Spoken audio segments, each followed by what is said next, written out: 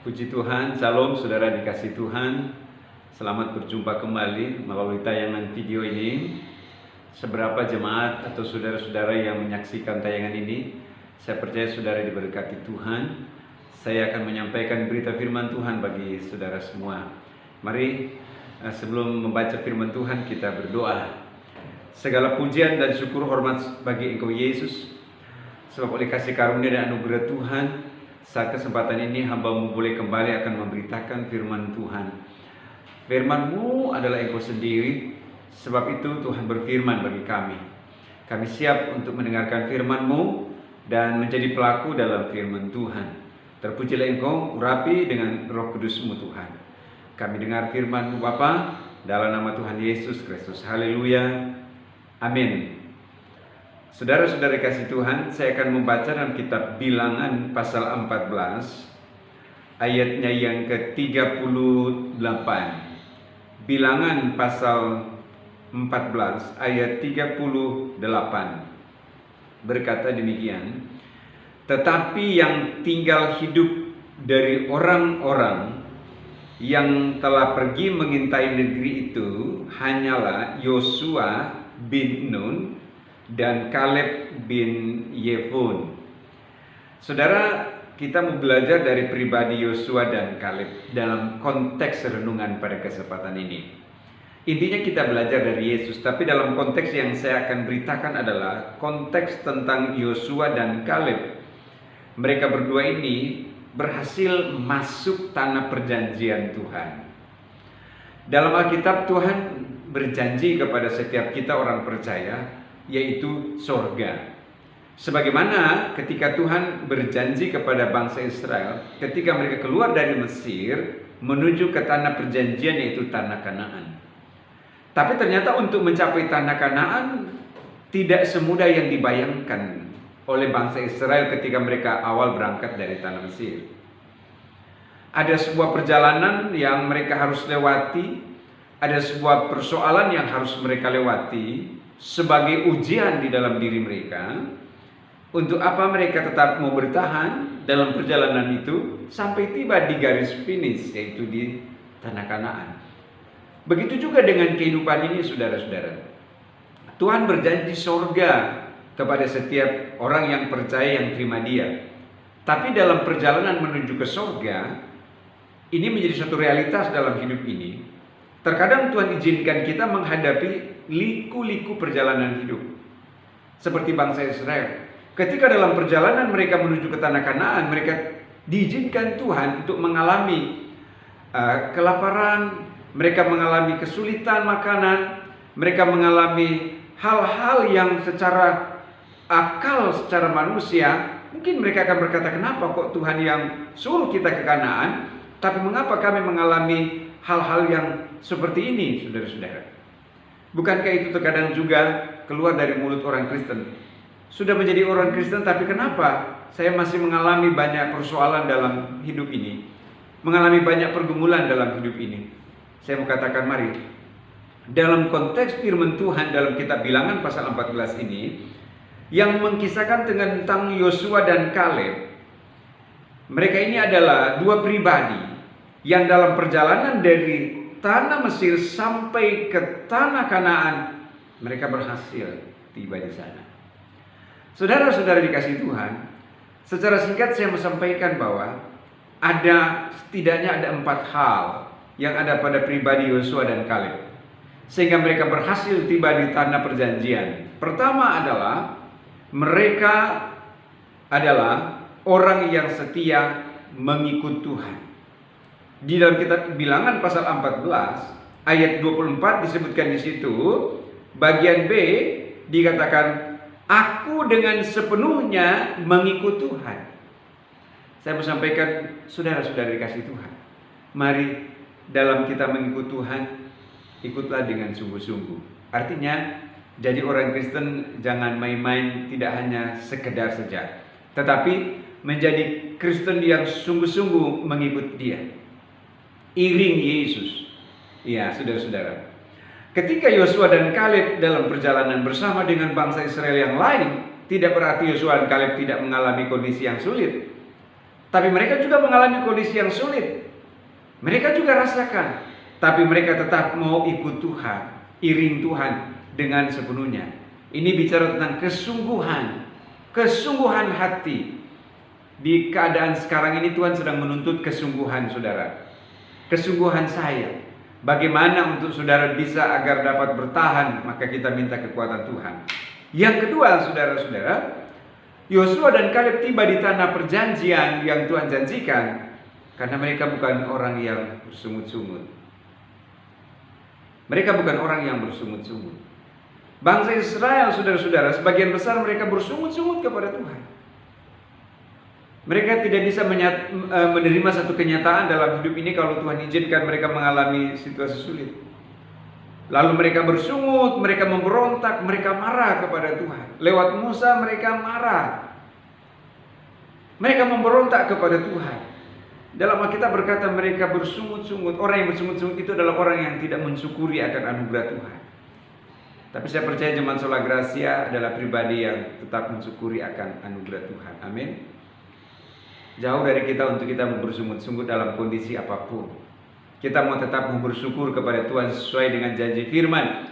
Mengucap syukur dalam segala perkara. Mengucap syukur dalam segala hal. Dalam hal apapun. Dalam hal senang atau dalam hal tidak senang. Dalam kondisi susah atau dalam keadaan ada, saudara-saudara. Tetap kita bersyukur, mengucap syukur kepada Tuhan. Lalu kemudian selanjutnya, Yosua dan Kaleb adalah pribadi yang tetap konsisten. Iya.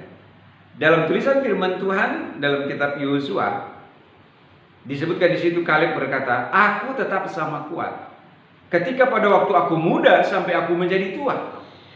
Artinya dari sebuah proses perjalanan hidup, dia adalah pribadi yang konsisten. Dalam hal apa konsisten? Dalam hal pengiringan, dalam hal kesetiaan.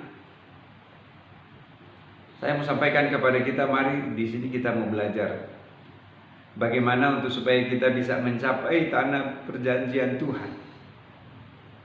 Tuhan menuntut konsistensi dari kita.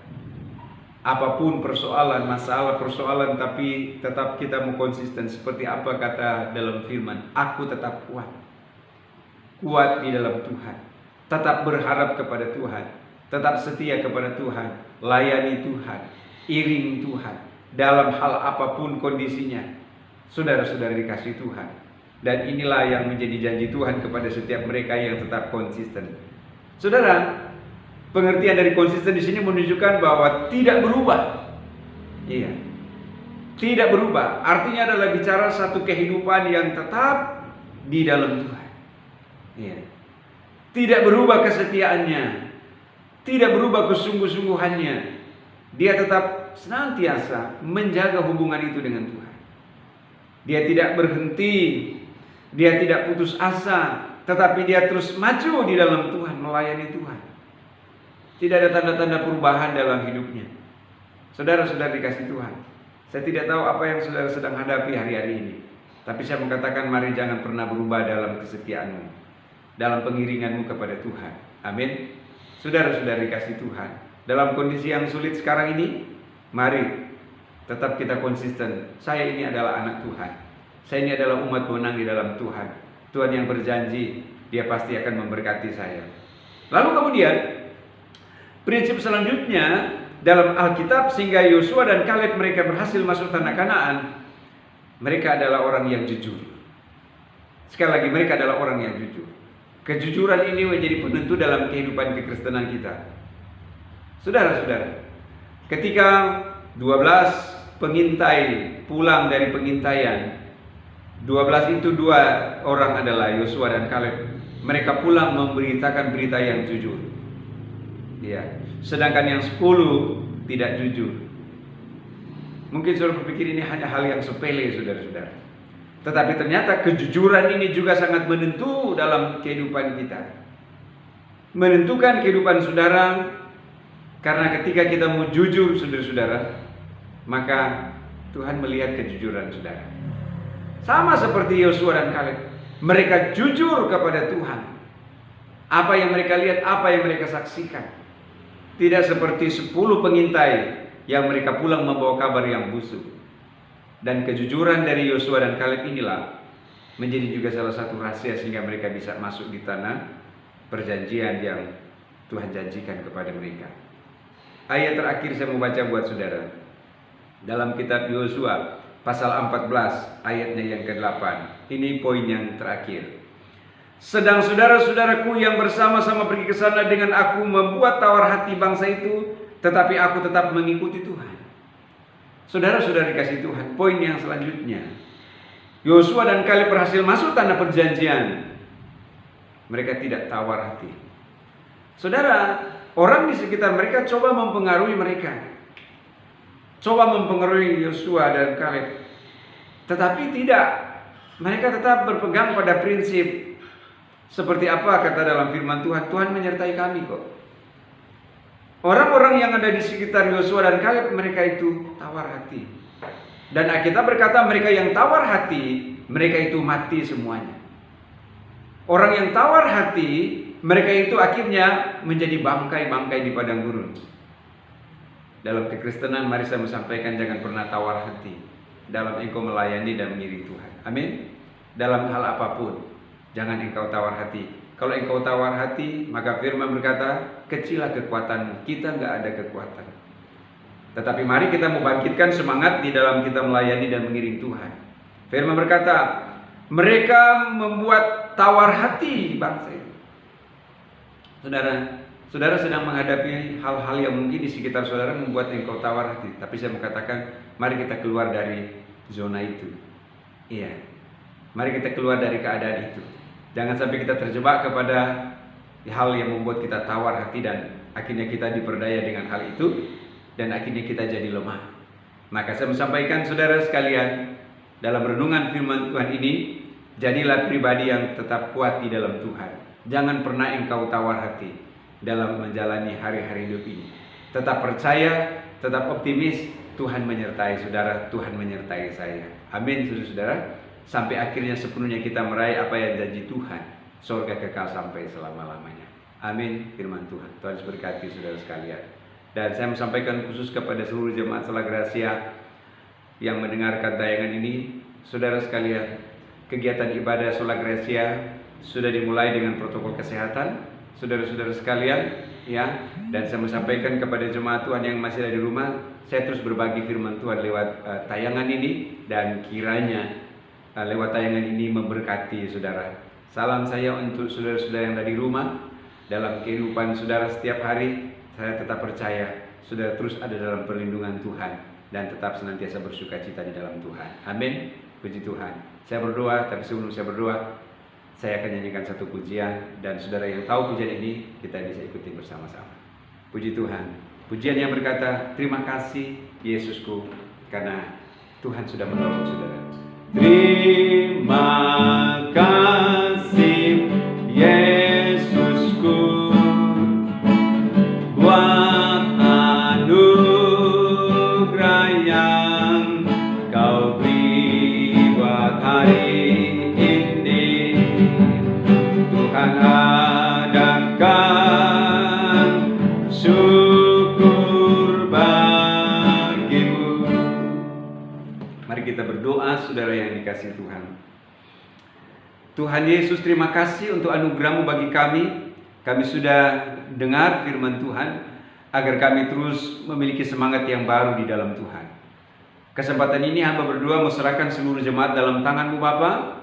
Berkati mereka dalam tugas pekerjaan dan semua aktivitas mereka, dalam hidup pribadi, dalam kehidupan keluarga, dan kehidupan mereka terus maju di dalam Tuhan. Mereka terus bangkit di dalam Tuhan.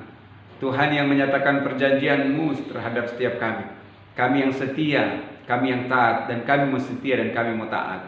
Hamba serahkan seluruh jemaat dalam tangan-Mu Bapa. Dalam nama Tuhan Yesus Kristus, Tuhan berkati dengan segala berkat. Baik berkat jasmani, berkat rohani, penyertaan dan pertolongan yang dari Tuhan jadi bagian mereka. Dan dalam kehidupan mereka Tuhan, biar mereka terus senantiasa memuliakan nama Tuhan. Tetap percaya dan mengandalkan Engkau Yesus segala-galanya dalam hidup mereka. Hamba berdoa, turun kiranya berkat Tuhan atas seluruh jemaat, berkat jasmani rohani, berkat penyertaan dan pertolongan menjadi bagian mereka sekarang sampai selamanya, sampai sudah datang kali kedua. Di dalam nama Bapa, Putra, Roh Kudus, dalam nama Yesus Kristus. Haleluya, puji Tuhan. Amin. Tuhan Yesus memberkati saudara-saudara. Amin.